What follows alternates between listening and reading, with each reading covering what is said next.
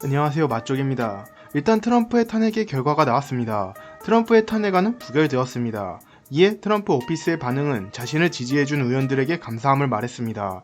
또한 미국을 다시 위대하게, 우리의 역사적인 운동은 이제 시작되었다고 하였습니다. 오늘의 본제입니다. 지금 중국과 미국의 패권 전쟁의 주요 쟁점은 우주 개발입니다. 거기서 UFO 기술에 대한 미국과 중국의 신경전이 보입니다. 영화 속에서 보이는 외계인이 타고 다니는 접시처럼 생겨서 회전하고 다니는 하늘을 혹은 우주를 나는 탈 것, UFO. 과거 미국 해군이 UFO를 봤다는 그런 뉴스들이 나왔습니다.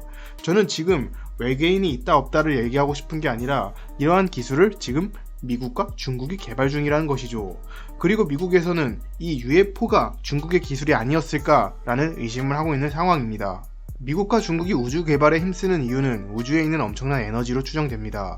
2019년 3월 미래 에너지 우주 태양광 발전 한국도 뛰어든다 라는 기사를 보면 유럽, 일본, 중국, 미국은 우주 개발을 위해서 힘쓰고 있다고 합니다. 특히나 우주에서 태양광을 설치 후 지구로 가져올 수 있는 기술을 만들고 있다고 합니다. 미국 항공우주국 나사는 우주정거장에서 무선 전송 기술을 실험하고 2040년쯤 우주 태양광 발전을 상용화한다는 계획이다. 민간 기업들도 이미 상용화 단계를 밟고 있다. 지금 우주에서 지구로 에너지를 보낼 수 있는 여러 기술들을 개발 중입니다. 이 중 지금 가장 현실적인 것은 우주에 태양광을 설치한 다음 태양광으로 에너지를 생산해 지구로 가져오는 것이죠. 이러한 모습은 일론 머스크의 테슬라가 배터리, 우주개발, 전기차에 엄청난 돈을 쓰고 있는 이유 중 하나로 보입니다. 근데 태양광을 우주에 설치하려면 사람이 직접 우주에 가야겠죠? 그리고 이렇게 설치를 끝내면 사람이 돌아와야겠죠. 또한 훗날 우주에서 생산한 에너지를 지구에 가져와야 할 것으로 봤을 때 지금 가장 시급한 기술이 우주 왕복선이라는 것이죠. 이 우주 왕복선의 한 형태가 UFO라고 생각이 됩니다. 여기서 더 워존이라는 사이트가 하나 있습니다. 국방과 우주 개발에 관한 이야기를 하는 사이트이니 혹시 이러한 정보를 원하시는 분들은 가서 한번 확인해 보셔도 좋을 것 같습니다. 이 워존에서 중국의 우주 개발 기술 진보에 대한 경고를 하고 있습니다. 2019년 6월의 기사의 내용을 보면 미군의 해군이 UFO 기술에 대한 특허를 획득했다고 합니다. 그런데 여기서 문제가 되는 것이 이 UFO 기술에 대한 특허를 미국만 가지고 있는 것이 아니라 중국도 가지고 있을 수가 있다라고 이야기가 나오고 있습니다. 지금 중국과 미국이 개발하는 하늘을 나는 기술이 기분 나쁠 정도로 비슷하다고 합니다. 2020년 4월 트럼프 정권 시절 미국 정부가 처음으로 UFO 기술을 공개합니다. 이유는 중국과의 경쟁을 위해서라고 합니다. 이 이후에도 2020년 6월쯤 미국 의회에서 국방부에게 UFO 관한 정보를 공개하라고 하였습니다. 이러한 이유는 UFO 같은 기술이 혹여나 중국이나 러시아가 먼저 개발을 하게 된다면 미국의 국방에 큰 문제가 생길 수도 있다. 미국 해군이 관측한 UFO가 중국의 기술일 수도 있다. 라는 위기감이 미국에 있었던 겁니다. 중국을 견제하기 위해 미국 의회에 제대로 보고하라 라는 의도인 것이죠. 미국 의회는 UAP 태스크포스라는 미확인 항공 현상을 관측하는 미군 해군의 비밀 연구기관에게 모든 정보를 공개할 필요는 없으나 미래를 대비할 수 있는 정보는 공개하라 라는 법안을 내고 2020년 12월에 트럼프 대통령이 사인하였습니다. 이 법안으로 UAP 태스크포스는 6개월 안에 UFO에 관한 정보를 미국 정부에게 보고하게 된 것이죠. 에이, 중국이 무슨 미국보다 앞서가는 기술을 가지고 있어. 말도 안 돼. 라고 저도 머릿속에 한켠에 있었지만 중국은 마오쩌둥 시절부터 우주 개발을 해왔습니다. 중국 역대 지도자 가운데 마오쩌둥은 우주 개발에 대한 의지가 가장 강한 인물로 평가된다.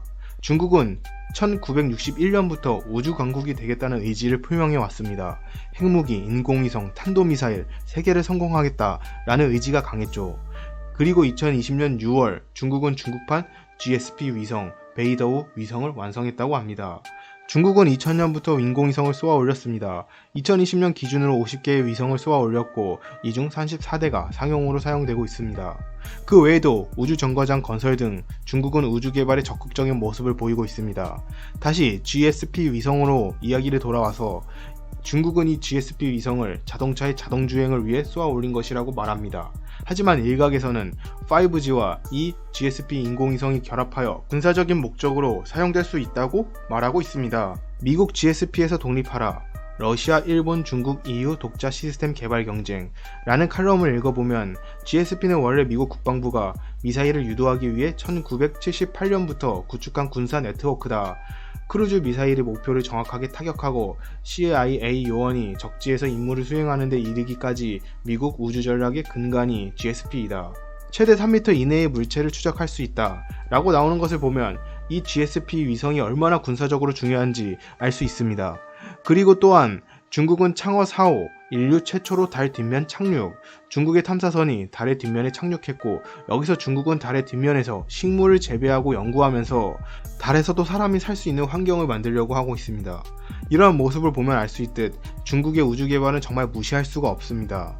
지금 우주 개발을 통해서 군사력을 막강히 올릴 수 있고 우주 개발을 통해서 에너지를 얻을 수 있기에 미국이든 중국이든 먼저 우주 개발에 성공하는 국가가 패권을 잡을 것이라는 예측이 나오고 있습니다. 여기에 우리나라도 2020년 8월에 달 탐사선을 쏘아 올린다고 합니다. 그리고 계속 미뤄왔던 아리랑 6호 역시 올해 12월 발사 예정이라고 합니다. 우리나라도 이러한 우주 패권 경쟁에서 밀리지 않았으면 하는 개인적인 바람이 있습니다. 또한 미국 중국 패권 경쟁에서 대한민국이 피해가 아닌 이익을 챙길 수 있었으면 합니다. 이상 맛쪽이었습니다. 모두 행복하세요.